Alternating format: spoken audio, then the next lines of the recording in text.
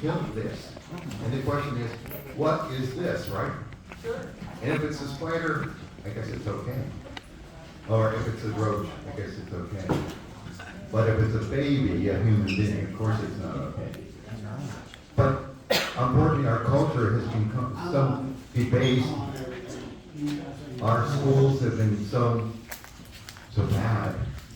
Our media is so terrible, with the exception of a little bit of things on EWTN and relevant radio, that a lot of people don't get it. They've been brainwashed. So that's why we do Race the Truth Tours. Because I just started way back in 1995 with some evangelical. Way back. Can you still hear me? No. Scream. What happened? Blood. I don't know what happened here. That's your battery.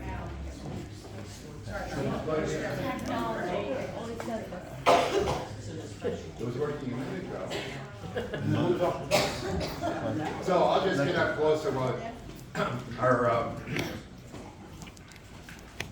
David is working on that. So anyway, these actually work, going out and showing abortion what it is. Does it always work? No, nothing always works. But here's a couple of examples of how it works. We've had people stop and say, oh, this is so great.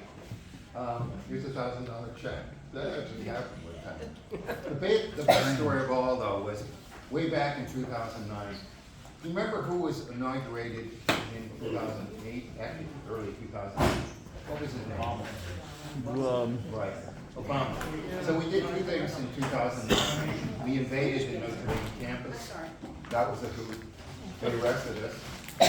All these pro-words were there doing the same thing. They didn't raise a finger on them. Ultimately, we got off, thanks be to God. But later on August 1st, 2009, and I think at least one of you people were there. Weren't you there, John? Kelly Frederick, you were there. Kelly, where's Kelly? Is she on the coop? Ah, there you are. So what happened, Kelly? Do you remember? Or must I tell you? So here's what happened. The Maryland State Police came and said, where's your permit? And thank God we were videotaping the whole thing.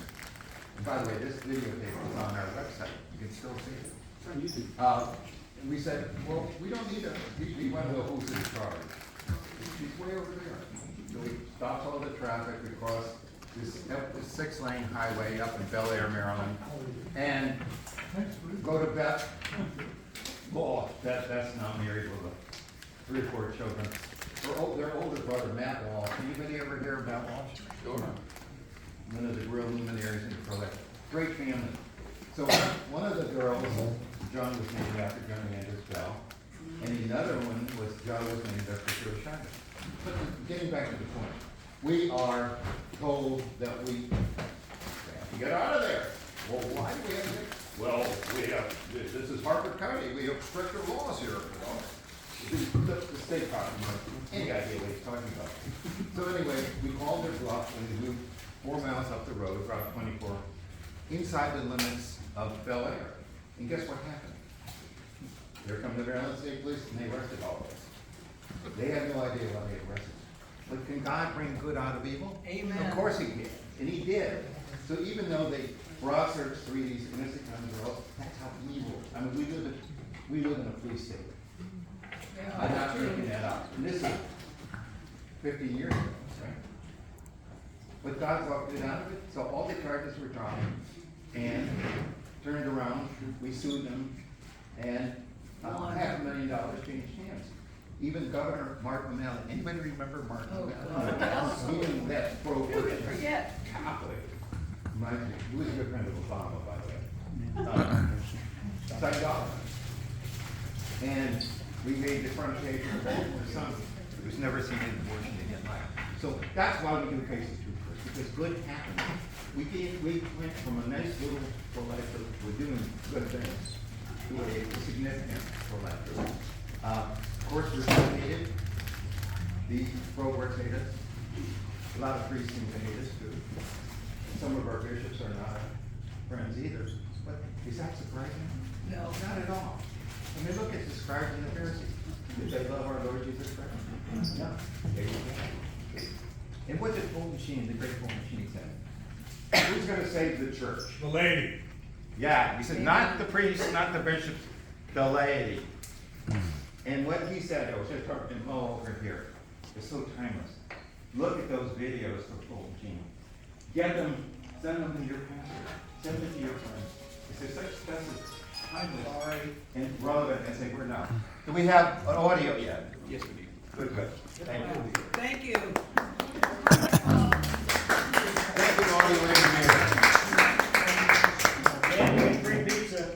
So, fill out those cards. We're going to have a drawing for that nice white hat. Where'd that white hat go? Oh, here it is. So one of you gets to take this home. You have to promise to wear it though. And just like pro-life t-shirts, anybody who really wants one of these pro-life t-shirts, we have some. But the deal is you have to promise to wear it once a week in public, more often if you like. And good things happen.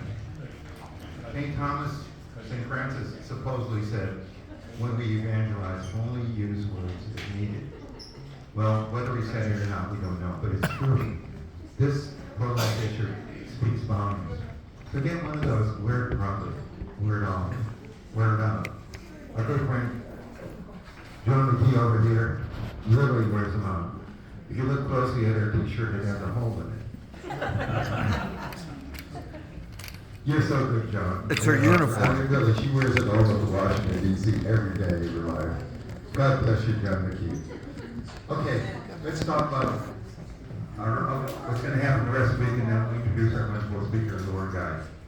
So, right after this, we'll have another stop in Frederick. That'll be between 4 and 5:30, right there by the Home Depot on Route 40.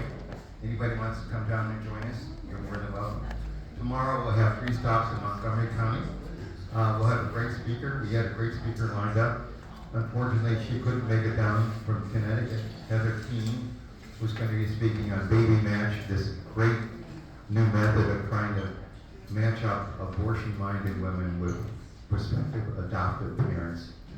Do you realize that for every baby who's adopted, 1,000 at least babies are aborted? That's got to change. Anyway, Heather can't make it, so we're going to have this founder of Methodist for Life, now a devout Catholic, and here she is. Raise your hand. Olga Berger, former United Methodist minister, and we have to do that outline. Get some paper, will you do that? So we can write your outline. Great, thanks. And then on Wednesday, we're having another great speaker. I think his name is Jack Ames because it's capacitated, it can't make it. He was supposed to have a cortisone shot today, hopefully that kicked in. It did some good, but Barry, what a great soldier for life Barry has been. He's an adoptive father and nuclear engineer. He's spoken here on numerous occasions. Then on Thursday, we're having a young lady by the name of Terry Beatley. Terry Beatley's claim to fame is, anybody see, who can tell me who this person over here is? Yeah. What's his name? Bernard Nathanson. Right. Now, who was Bernard Nathanson? Abortionist. He was an abortion king, not only an abortionist, but he committed or participated in 70,000 abortions. So our speaker on Thursday, Terry Beatley, actually got up and visited him months before he died up in New York City. And he commissioned her to go out and tell his story. Well, part of that commission is he's trying to make a movie on the legacy of Bernard Nathanson. Because what did he do? He did all this evil. He not only committed the abortions that participated in them, but he came up, he sold abortion to the American people, including a lot of Catholics. Well, anyway, at the end of his life, he became pro-life, he became a Catholic. He was brought into the church by Cardinal, what was his name? What can you tell me? O'Connor. What was his first name? John. John Cardinal O'Connor. Great Cardinal. Anyway, she's going to be talking about the movie she's planning to make on the legacy of the life of Bernard Nathanson. Because he wanted to undo all the evil he did. And people have to know, at the end, he was pro-life. And then our speaker on Friday is going to be America's most outstanding state senator from a nearby state, Patricia Rucker. Boy, and how many people here know Patricia Rucker? And if you don't, get to know her. What a gift she is. She came to America from Venezuela at age 6. And she is the reason, the primary reason, that all sorts of good things are happening in West Virginia. There are no abortion mills. Oh, sure, they can commit these abortions for the so-called hard cases, but there are no abortion mills in that state. And it's because of Patricia Rucker. She epitomizes the American dream. So, another person who epitomizes the American dream is our speaker, Laura Gies. She grew up in Maryland, went to Catholic University, studied architecture. She's going to tell you about her story and I'll give her a speech for her. But anyway, at one point, her father writes a letter to the president saying, my daughter is too involved in pro-life. Could you write a letter to her, trying to get her to pull back a little bit? Be sure you tell that part of the story. It's fantastic. But she did something much more important than design beautiful buildings. She became a great pro-life leader, a great rescuer, and the mother of 7, wonderful husband, Walter, who she met in the rescue movement. And we're so honored to have her. Ladies and gentlemen, please welcome Laura Gies.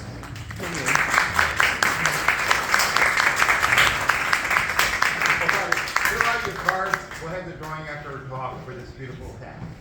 Thank you, Jack. Hello. Hello. So, first thing I'm going to do is I want to make sure that you hear about this before I run out of time. But I have just fresh news bulletin. Last week in Chester County, Pennsylvania, a team of sidewalk counselors worked together, and this is what happened last Tuesday. Sidewalk counseling matters. Hello all. I'm sending this to those who may have been in Planned Parenthood yesterday and to those who I know would like to know the story. When I arrived at 11 a.m., I was told that Dave Osick, only an 80-year-old pro-lifer who just keeps going to the abortion mill, I was told that Dave Osick had walked a girl named Ann over to Chester County Connect Care, which is our crisis pregnancy center, 2 blocks away. Earlier that morning, her car was still parked at Planned Parenthood. When Dave first encountered her coming out of Planned Parenthood, she refused to take his offer of a brochure. Leave me alone. How many of us have heard that? No, boy. Right?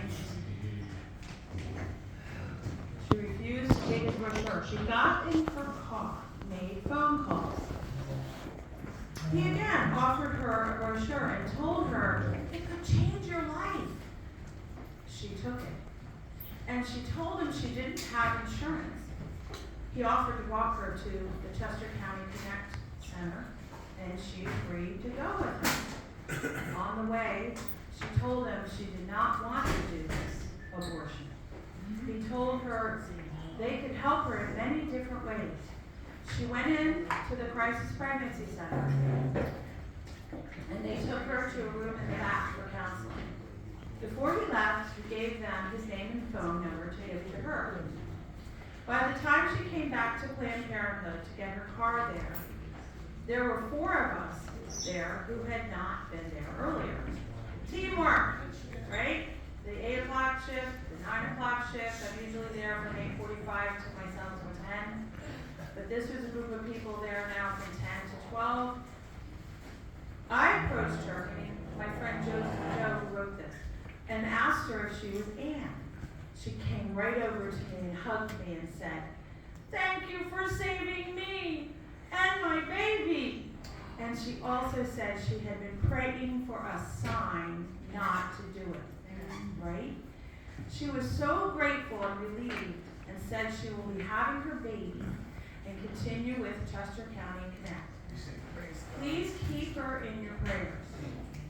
I was the fortunate one to receive the hug and the thanks, even though I wasn't even there when it all started. So I'm passing the hug and the thanks on to all of you who were there. Besides that happy event, yesterday was very interesting. Many girls were taking literature, and it seemed the majority were Hispanic. Some even took information after they had refused it earlier, and others after they came out and may have already taken the abortion pill, the first pill. Most all our pro-life literature nowadays must include abortion pill reversal contact information, right? How many of us know about babies alive because of taking the abortion pill reversal, right? There are little tiny children alive because the moms got progesterone quick after they regretted the abortion pill. One girl asked me for my rosary. It is important that we have people there later in the morning. She's just reminding everybody on our email list. They were still coming out at 12:45 p.m. It would be really helpful if we could have someone come around noon. God bless you all and stay cool, Joe. So that is a glory story I just had to get out and say.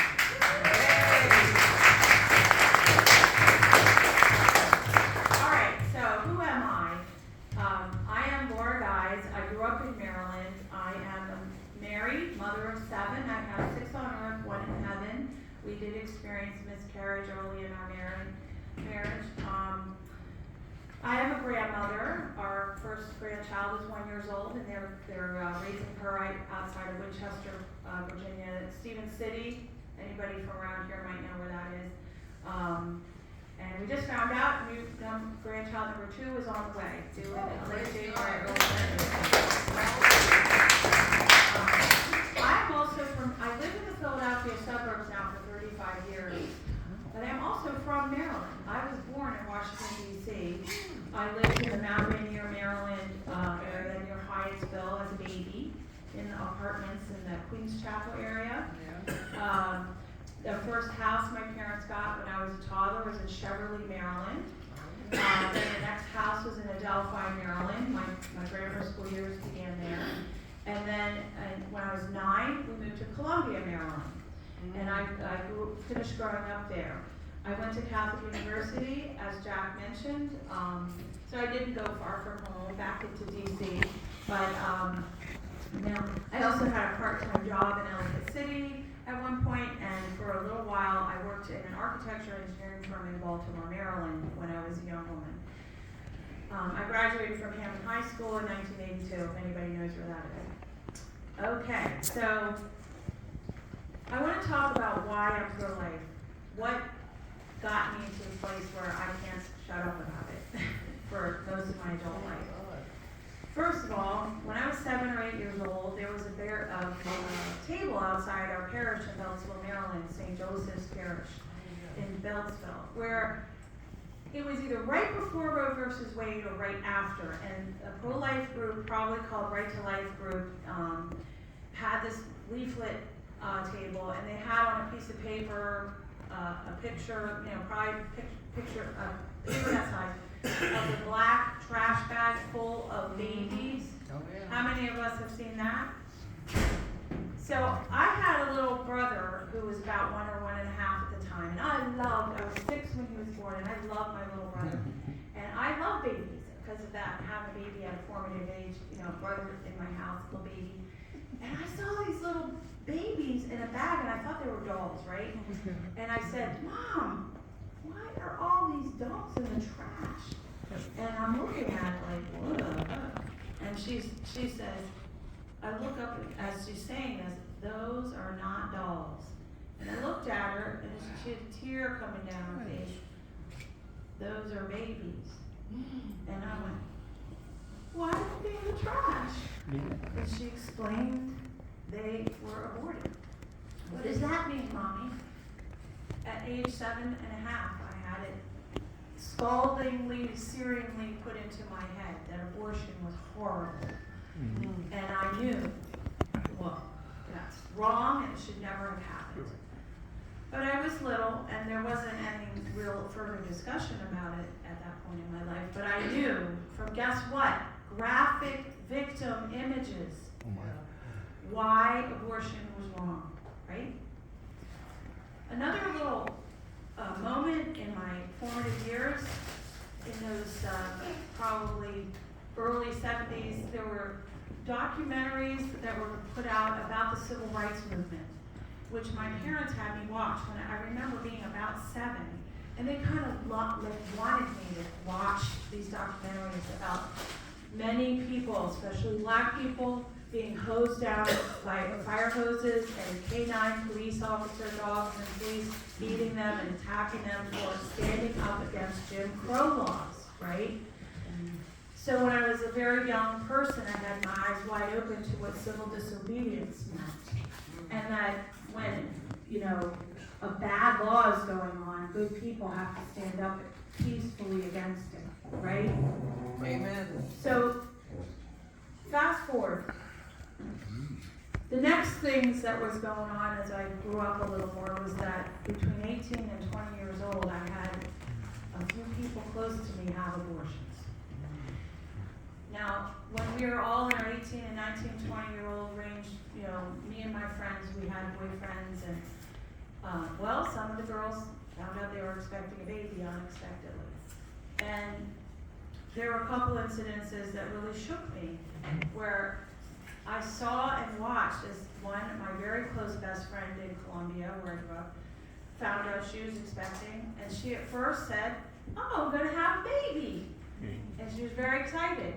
And about 2 to 3 weeks later, I'm asking, "How are you doing? How's it going? Do you need any help?" "Oh, I'm gonna have an abortion tomorrow," or whatever. Maybe it was like gonna be in a few days. Like, what?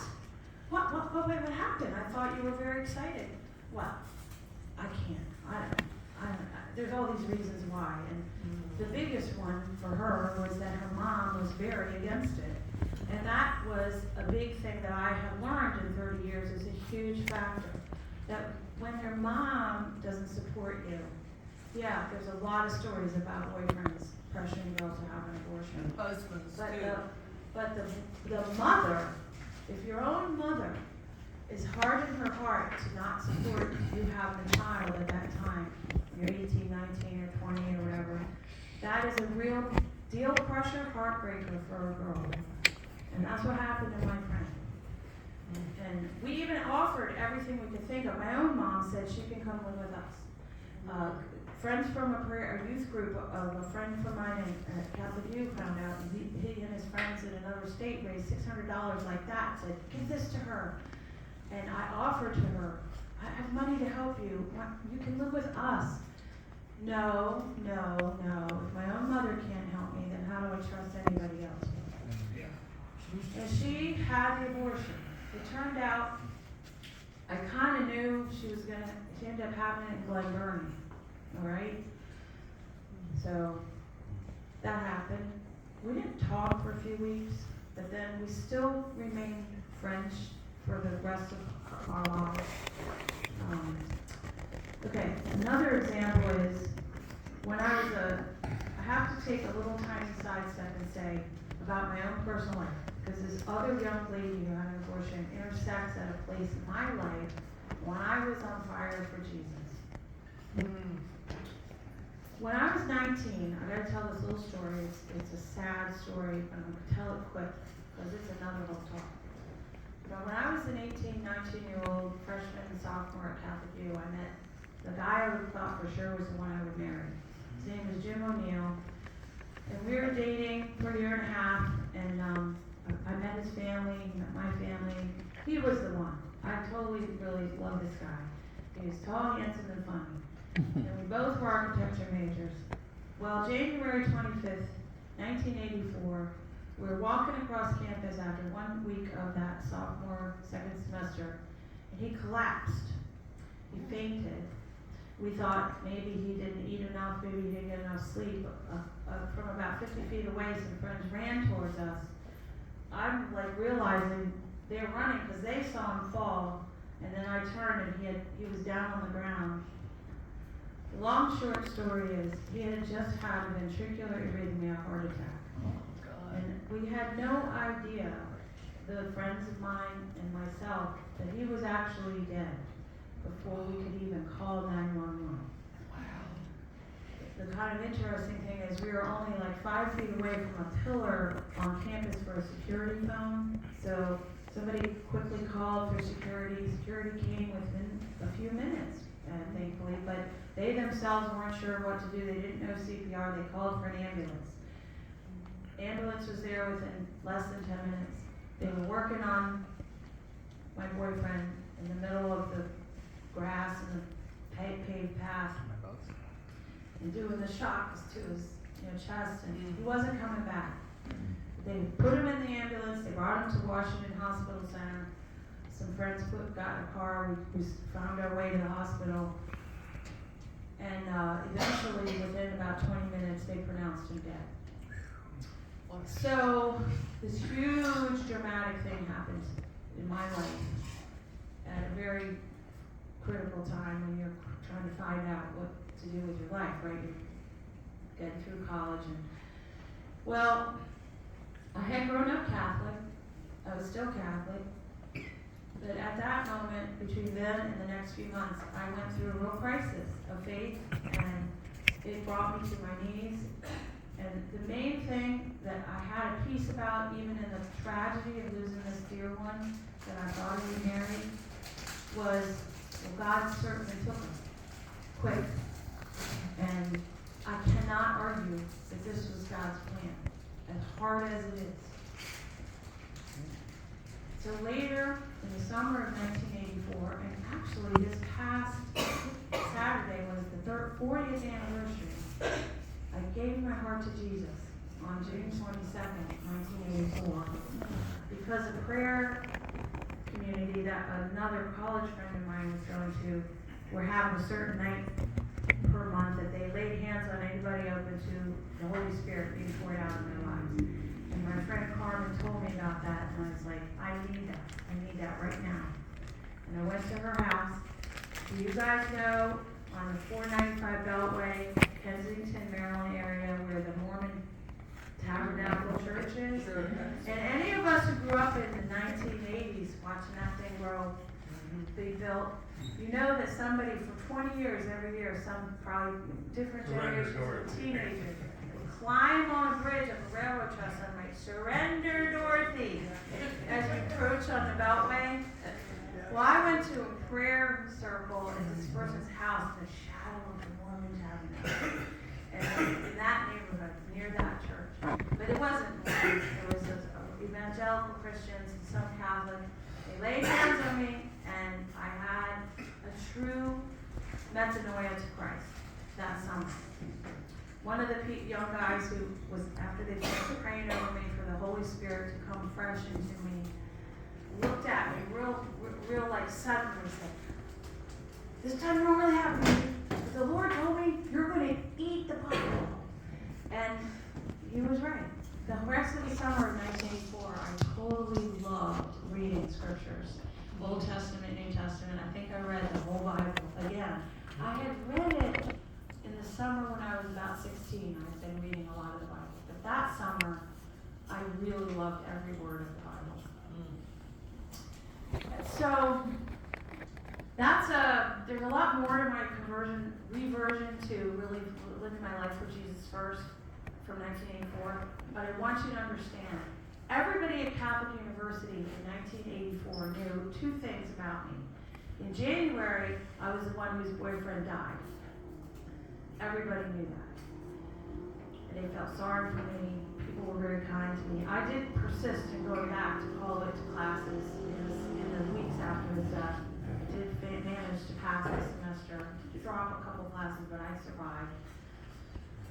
But in the summer of 1984, I had this experience, and when I came back, experience of giving my heart to Jesus. So when I came back in the fall of 84, then everybody knew, wow, she's a Jesus freak, right? So I kept going on. I did do one more year of college. A year or so later, a year and a half later, I did take a year off. That's the year I worked in Baltimore at the architecture firm. But then in the summer of 86, I came back to near Catholic U and was in a summer apartment with just a temporary roommates. I didn't know some of the young ladies that well. And one summer in 1986, one summer day, really hot day, we're sitting inside the air conditioning apartment, and she turns to me, this roommate, and says, Laura, what's it like to lose someone you love? And I'm like, wow, man. That's a big question. And I'm thinking I have to figure out how to describe what it's been like these 2 years since Jim O'Neill died, right? I didn't even get to say anything, because she just kept talking. And this is what she said. Because last year I was pregnant. And the only response of the father of the child was to send me money for an abortion. He was in Massachusetts and I'm in Chicago, home from summer break from Catholic View. And that was his response, to send me money for an abortion. So I had an abortion last summer. And she said, I really feel like I lost someone I loved. And it hurt so much. And she bawled her eyes out. And bawled her eyes out. And I'm sitting on this couch in an apartment, and I'm like, oh, put my arm around her. It's the only thing I could do. I think I probably stumbled over saying, I'm so sorry. I'm so sorry. And then I understood. There was this whole side to abortion that nobody talks about. What happens to these poor women? Yeah. And at that point, I carried still with me the knowledge from 7 years old what abortion was, and it was wrong. And I had friends who had abortions, but I didn't know what they were feeling because they didn't talk about it. And I had it in 1984. I wasn't myself really very aware of a pro-life movement or a post-abortion healing ministry of any kind yet. Well, because I didn't know this until that moment. There was these wounded people.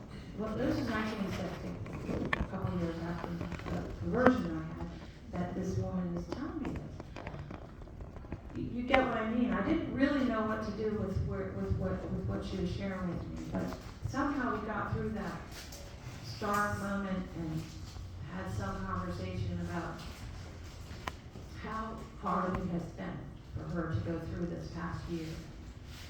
And one other aside, I never really thought about sharing with other people when I'm sharing about this pro-life journey, but one thing that was very sad to me, she was a wild child that summer. Every night she was out partying, and she was talked to me about walking through certain risky parts of Washington, D.C., like suburban white kids in D.C., looking for drugs on purpose. The harder the drugs, the better. And they would get drunk after their regular office hour jobs and just party on the weekends. And I'm realizing that too went hand in hand with her post-abortion unspoken grief. She was definitely trying to numb herself, right? Anyway, okay. So there's, in a nutshell, some critical things that happened in my young life that formed me to be fierce against abortion, okay? And then the tandem thing is being on fire for God, right? Because guess what you need a lot when you're standing out front of abortion clinics or you're doing any kind of pro-life activism to stand against the gates of hell. Who do you need with you? Michael. Right. You need Jesus, you need God. And so the two things were coming together in my life, right?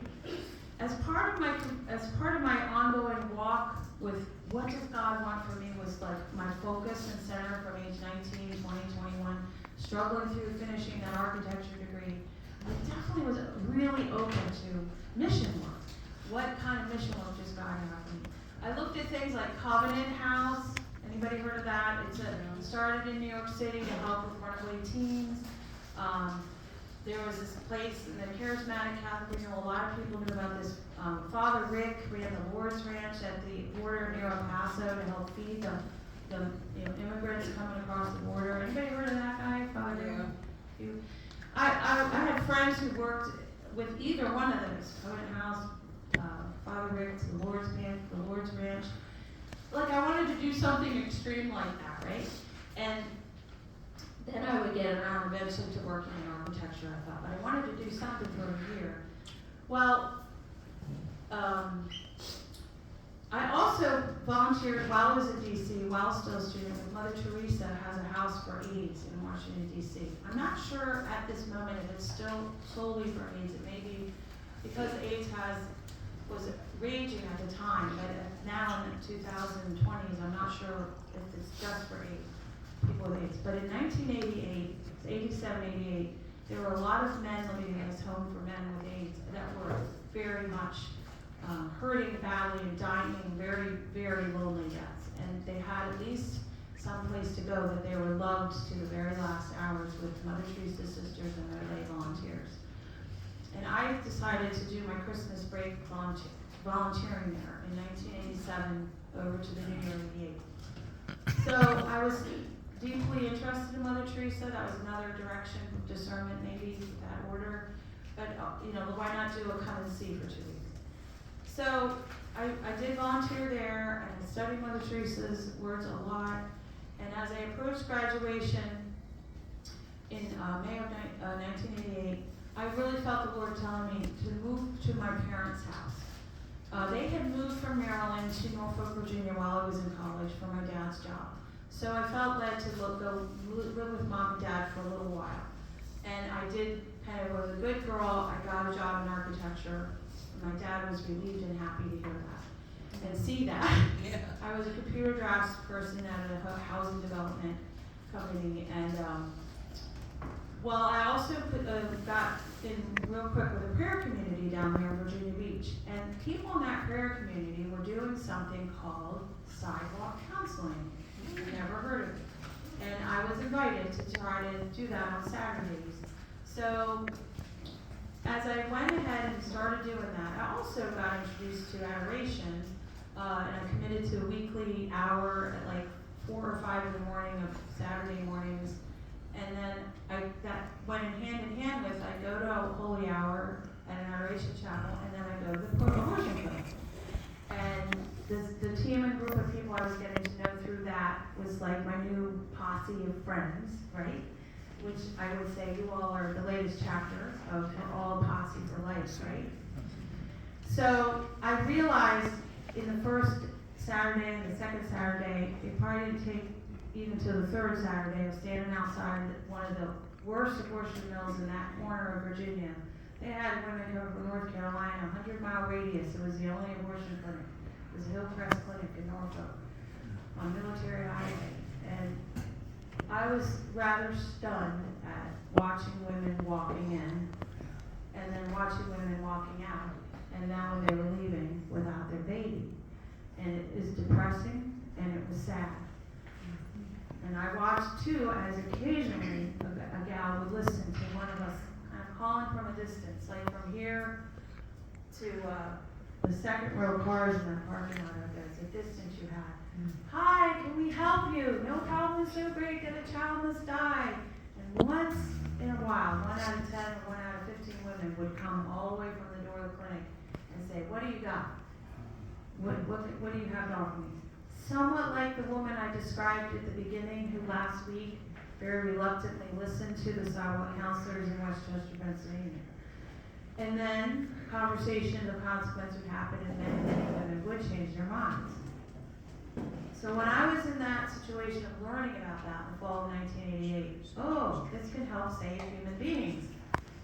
I realized Mother Teresa's words, love begins in your own backyard. You do not have to go to Calcutta to serve God and to find the poor.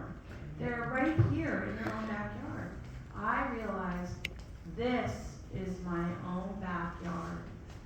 I don't need to go to Calcutta. I don't need to do the Lord's Ranch in El Paso. I don't need to do Covenant House in New York City. This is where I belong. And it's been 35 years. I've been sidewalk counseling over and over and over.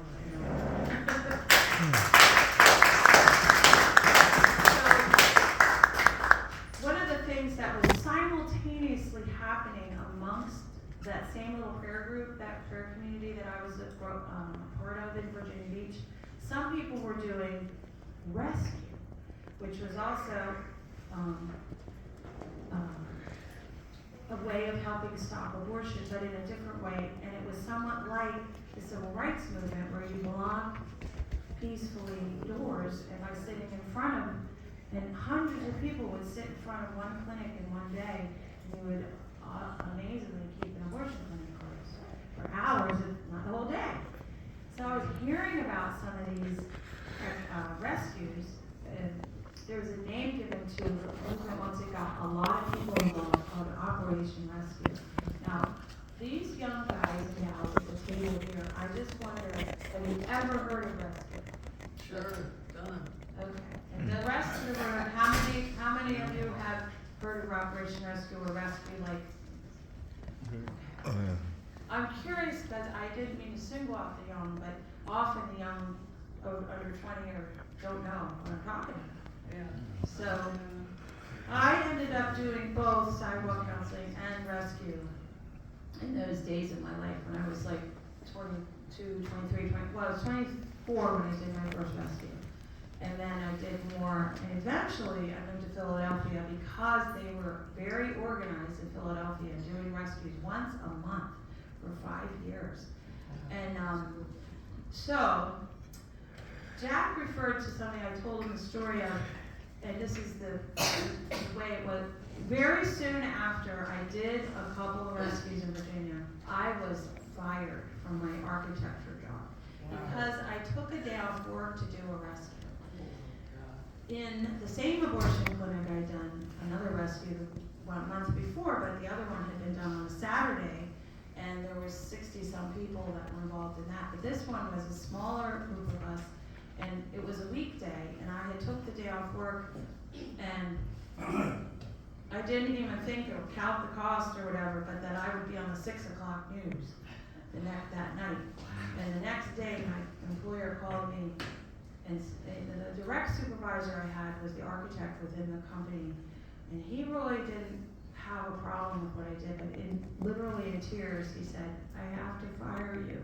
Because my boss said, "No, I'm not gonna have this kind of person doing this." So,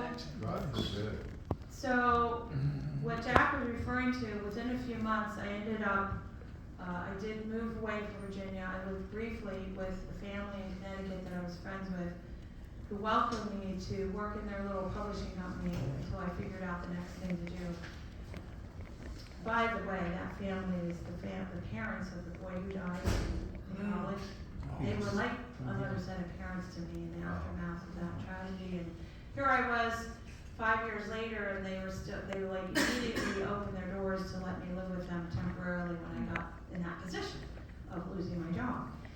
Well, my father wrote a letter to Father William Byron, the president at the time of Catholic University, who I was president when I was a student the year before, and he said, "Will you please tell my daughter to stop doing these rescues? She's ruining her life." Father Byron wrote my dad and copied the letter to me, copied it to me. I guess my dad gave him my address in Connecticut where I was temporarily living. And he wrote to my father, "Mr. Allen, you should be proud of your daughter. She's doing the right thing." Amen. And he sent a $100 check to me.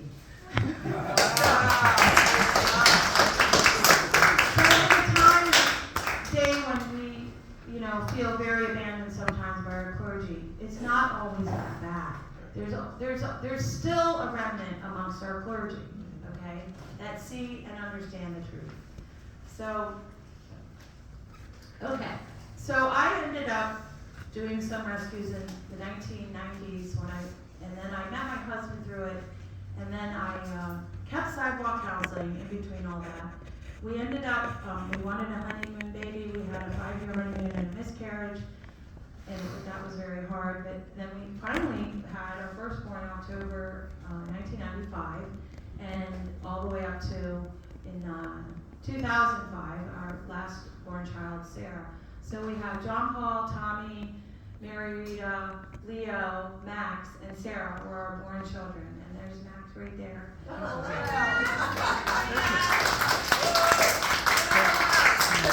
at the same time that I was never stopping being a pro-life voice outside abortion clinics, sometimes inside them, sometimes in jail, I was having children and raising children. We had a 20-year stretch where it was certainly very busy. Well, it's not been, you know, my oldest is 28 years old. So I was homeschooling, Catholic schooling, a lot of other things. You know, 4 of our sons are in the Archdiocesan Boys Choir, and my daughter joined a cathedral choir, soccer, you know, musicals, all the high school stuff we do. I was, you know, helped with volunteer things for many things. And so at the same time that I was busy raising children, there was a law enacted by Congress to stop the rescue movement that I was mentioning earlier, called the Freedom of Access to Clinic Entrance. Yeah, I remember that. And that law put severe penalties on a federal level against anybody who blocked abortion clinics. So it sort of coincided with a time in my life when I wasn't going to be doing that anyway, because I was happily busy retiring from architecture and now having children. And but like I said, I always thought about counseling, and other ministries grew up through the suppression of rescue and that unconstitutional law that was not fair and is still being fought against. Freedom of Access to Clinic Entrance law based. While the other ministries were things like Helpers of God's Precious Infants out of Brooklyn. Anybody heard of Monsignor Riley starting that? It's a prayer where you have mass at 7 in the morning, and then adoration in the church and then you walk 100, 200 people to the local, usually a Planned Parenthood, and pray all 15 mysteries of Rosary, now 20 mysteries of Rosary, and then come back. And grew out of that, inspired by that, was 40 Days for Life, which started, I guess, around 2006. Helpers of God's Precious Infants was underway around 1988, 89 out of New York, and it grew into different places in our country, and I think in England and Ireland especially. But the 40 Days for Life soon followed after that. How many of you have done 40 Days for Life? Oh, yeah. We love 40 Days for Life, don't we? Yeah. Because that's a great way of putting prayer all around the abortion mill 24/7. What'd you say? I was thinking it's just something there with everything, so. Yeah. So, I mean, all of this, I've done it all too, right? So, I won't talk too much about Red Rose Rescue, but I want to say that I did. And I want to just maybe share with you, to me, this summarizes a statement I made before a judge before I sentenced. A year ago this week, I was put in jail for a Red Rose Rescue in Long Island, New York. But I will just say, in a brief nutshell, all of you seem to understand the principle of rescue and the idea of bringing together civil rights disobedience in a Gandhi and a Martin Luther King style resistance to the lie of abortion by putting your bodies down in front of or in the midst of where the knife and the child are going to come and saying stop, you know, with our own bodies, right? I think everybody understands that. Red Rose Rescue was started the idea of reviving rescue in a different style that would be smaller groups and to sit inside the waiting room in the chairs. Like you all are sitting in chairs right here. Can I take this off? Sure. I don't want to hurt your ears. Does it work? Hi. Yeah. We're waiting in a waiting room, and I have attached to this card a rose, and I pull it quietly out of my pocket or my purse, and I say, "Are you here for an abortion?" And you say, Mm-hmm. "Yes." Correct answer? Yes, okay. Well, can I please ask you to take this information, and I'm begging you not to have the abortion of the baby, if there's anything we can do to help you. And let's just pretend for a minute you're me, hold the microphone, and you're saying this. Say, practice that. Are you here for an abortion? Are you here for an abortion? Yeah, what's it to you? Well, I just want to help you. Leave me in this alone. situation. I don't want any of that. Sometimes you get that, right? Okay. But other times, like I might say, oh really? Oh really? Oh, I think oh my gosh, thank you so much. So it might go either way. Now a lot of times it's a little hostile. So what happens is, I've had experiences where I've been inside a waiting room for 45 minutes, giving roses to 4 or 5 women, before the staff even knew I was there. Wow. And I think one reason why it was a little more successful is the team that particular Red Rose Rescue happened, we had more women than men. So if it's women to women counseling, like in this chair next to each other very quietly, we can get through a lot more time, okay? But it still eventually happens, sometimes only 5 minutes later, sometimes 15 or 20 minutes later. The staff realizes you're not there for an abortion, and they call the police. I'll give a little story real quick about a rescue in Ohio. I was with Father Fidelis Mashinsky. Ever heard of him? Yes. Okay, so he goes in his street clothes, and he doesn't wear his friary robe right away. He's the one reason why an example of staff will realize, what are you doing here? Father says, I'm looking for a friend. Well, you can wait outside. You don't belong in here. We don't allow boyfriends in or men in. That's okay. I'll wait inside. And that immediately causes attention, and the staff realized, as that particular manager was leaning over to talk to him, she saw in the corner of her eye one of our team members was holding a rose, and she went, "Red Rose Rescue! Call 911!" And that's an example of the tension escalated real quick, and we were eventually in that particular abortion all arrested. This was in June 2021 in Cuyahoga Falls, Ohio. And then we had our day in court a month later, July 2021. And then we were just given like a $150 fine, and nothing has happened in that particular case further than that. But, and we did pay the fines for a long time. Been 3 years.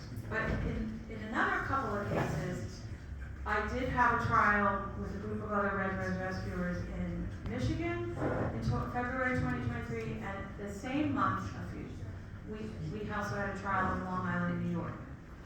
We were found guilty in both places of misdemeanor trespass, and I eventually was put in jail in Michigan for 7 weeks. I was given a 60-day sentence.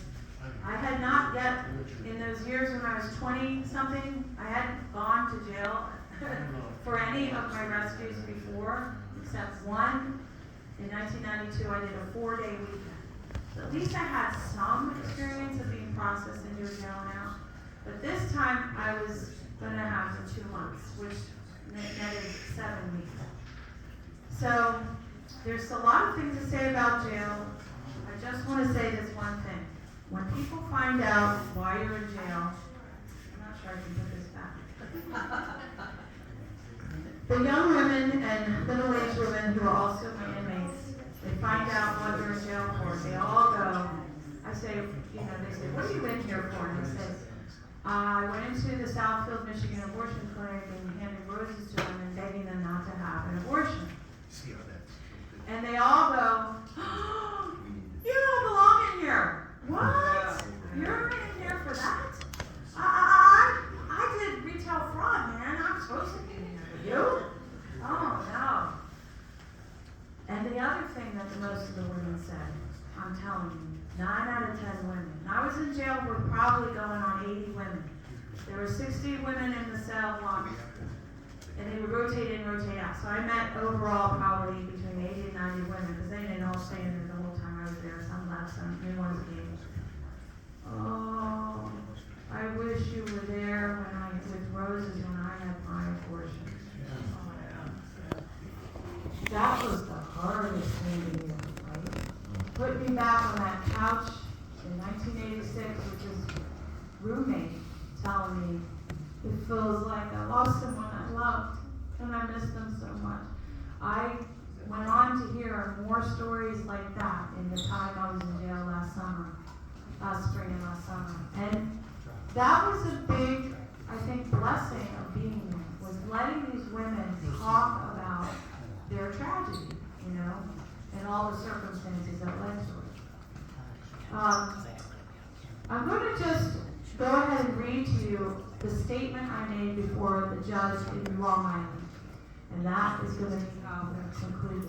Because to me, this says everything about They could like slide it from the top down and like it slides in. Sorry.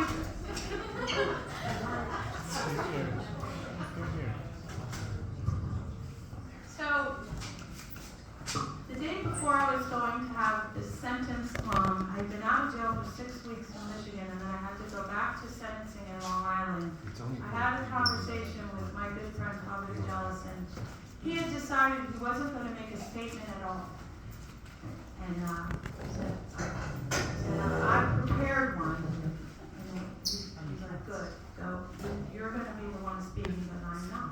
He was going to be silent before the judge. So this is what I said. Your Honor, I stand before you, a fellow woman, unjustly convicted of trespass at an abortion clinic in your court in February of this year for peacefully offering roses inside an abortion clinic to other fellow women, mothers, in the hope of convincing them not to pay someone to dismember their helpless children. I was disallowed the justification or defense of others' defense, which was unjust. Just as that means if you go over a fence to save a child drowning in a pool, you're not to be charged with trespass for trying to save a human life. That is repeatedly what we offer as a defense, or lawyers offer. And the judge is just saying, not applicable, can't do it. Yeah. As stated in my and in Michigan, the judge said, well, abortion is a legal harm. The harm you seek to prevent is a legal harm. So you can't use this as a defense. As stated in my testimony during the trial, I have held babies of several mothers who are so grateful they changed their minds against abortion at the last minute. I know it is worth the effort to reach out to mothers at abortion facilities. I live in a country that is confused because of judges like you and others in the Supreme Court in 1973 who had egregiously decided that abortion is a, quote, right, unquote, when in fact it never was a right that the United States could allow, since abortion is against God's law, thou shalt not murder. Last year, with the Dobbs decision, at last, a corrective, 2 years ago, right? But last year was a year ago. At last, a corrective has begun to help America undo this horrendous damage which unleashed abortion, leading to over 70 million unborn human beings being killed by dismemberment in the United States alone these past 50 years. It is not possible for any rule of law to make abortion legal, right, or just. It is always wrong. It is still wrong today to allow abortion to be a legal harm that is somehow protected. The state of New York is stubbornly continuing to claim a, quote, right, unquote, to legally harm, to the point of lethal harm of the helpless unborn child within its own mother's womb, while it is beautifully growing and breathing amniotic fluid. This is wrong of the state of New York. The only difference between an unborn child and an unjust born child and you and I is time, growth, and breathing air outside her mother's womb. And I'm pretty sure I went like this to the judge. You and I. Good for you. On April 24th, 2021, I peacefully intervened between the knife and the child and the mother because this is needed resistance in the face of horrendous and grave evil. Why is it evil? Why is it horrendous? Because the preborn child is alive, beautiful, and growing, as all of us know from the ultrasounds of our own children, nieces, nephews, grandchildren. And the child is innocent and never deserves death. The only reason the children who end up aborted are ever scheduled for for this cruel death is because they are somehow losers in the lottery of inconvenience. Wow, that's great. It is also evil and horrendous for the mothers. She is almost always strongly coerced by those closest to her, and truly women do regret the abortion almost immediately, and if not immediately, within weeks or months or a few years. The depth of the wound of an abortion in a mother's life is deep. It is the wounded faces and broken hearts of too many of my women friends which motivates me to act as I act, in a true love and concern for other women to not go through this horrendous regret. In many states, it is against the law to coerce a woman to have an abortion. Most women do not even know this. For all the bloated rhetoric in this area of the abortion debate about, quote, women's rights, unquote, and the tragic belief that, quote, abortion helps women, unquote, particularly stated in court as the reason Dr. Bruce Schulman does abortions. The abortionist came to our trial and testified earlier that last year. He says he's doing it to help women. I know from experience, helping, listening to so many women weeping over their children lost to abortion, that almost all of them were coerced by someone to suppress their wish to have the baby in order to please other people. Thus, get rid of the baby against their own better judgment. It is therein it is therein false to claim to be helping women by allowing them to have these abortions. They are euphemisms that claim to be helping women. Protecting and defending abortion, because it only helps women feel absolutely horrible. Mothers do not regret having their babies. Mothers do regret having their abortions. And I'm making sure as I'm talking, I'm looking right at the judge. Good. Because she was a lady judge.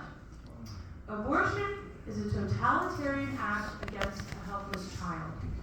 In our recent history of these past 100 years, we have seen several chapters of totalitarian regimes crush nations, imprison and slaughter people who got in the way of totalitarian ideologies. Alexander Solzhenitsyn, author of the Gulag Archipelago, was a witness against the inhumane cruelty of the Soviet regime in his country of Russia. He was imprisoned for 8 years for merely writing a letter to a friend criticizing Joseph Stalin. It was only during this harsh imprisonment that he learned to hate communism, as he saw it was a mistake and a reduction of humanity to a mere materialistic machine to be misused for the good of the state. He became a bold resistor to the totalitarianism of his time. Like him, I say to you now, Judge Baroni, the lie may come into the world, the lie may run through the world, but the lie will not run through me. You are holding to the lie when you uphold the, quote, legal harm, unquote, of abortion as greater than defending life by upholding the conviction of a peaceful woman whose sole purpose has been to save human lives from the lethal harm in abortion. And my conviction of trespass in order to save human life is me saying, with my body, my choice, that the lie of abortion does not run through me. Praise God. I wish, Your Honor, that you would say with your sentence of myself that this lie does not run through you anymore. Nice.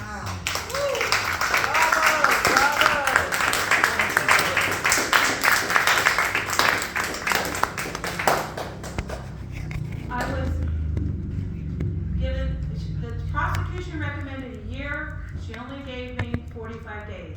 So maybe, Maybe, didn't let yeah. the lie run through her hard enough. I was put in handcuffs, I put my rings off my face. The funny thing was, I was trying to take my wedding rings off. I wanted to hand them to my lawyer in front of the judge, but the bailiff lady made me put my hands in handcuffs first. and I was doing this, like trying to take my rings off within handcuffs. But I did get him to my lawyer. My husband stood up, he was in the courtroom, and he said, "I love you, Laura!" And I turned around going, "I love you too." And then I walked out, and as I got to the door that led away, "Viva Cristo Rey!" I said at the end, Praise God. you need to hear this. I go down in the basement of the courthouse. I begin to get processed by lady guards, and then they had uncuffed me, and they were walking me in the basement to a cell where I had to wait 2 or 3 hours. I don't remember how long. I was in my regular clothes, still in the courthouse holding tank.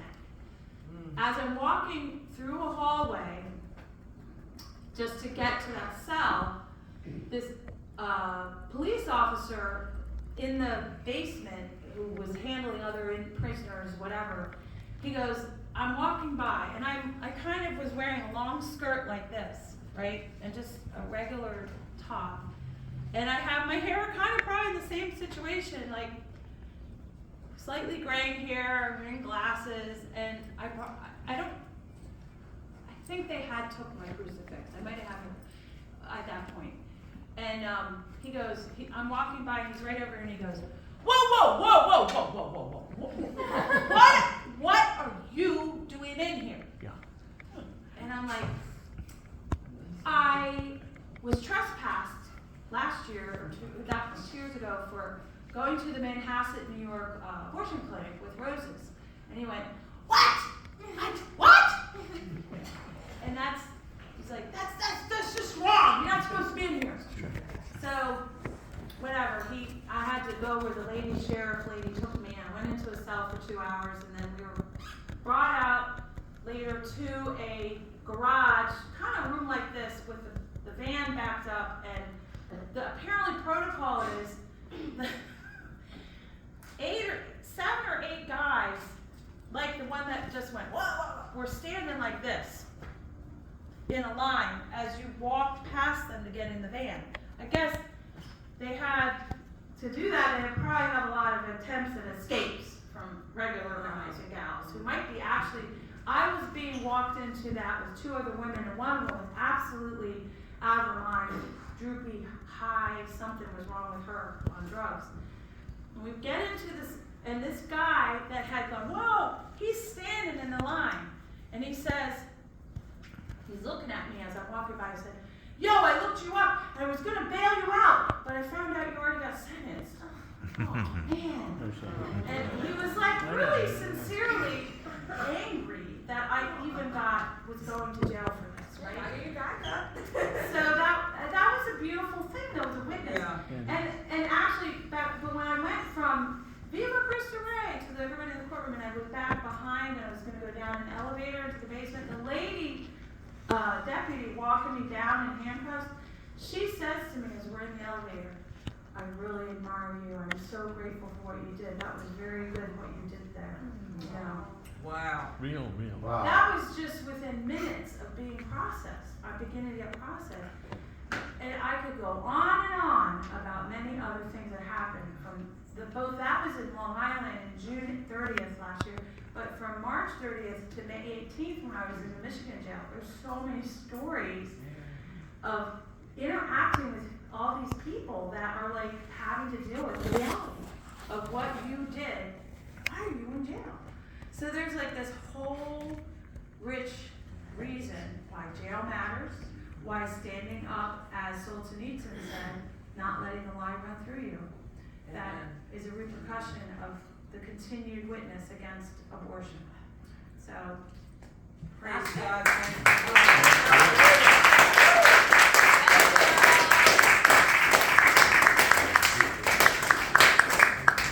Fantastic. Wow, let's hear it again for Lori.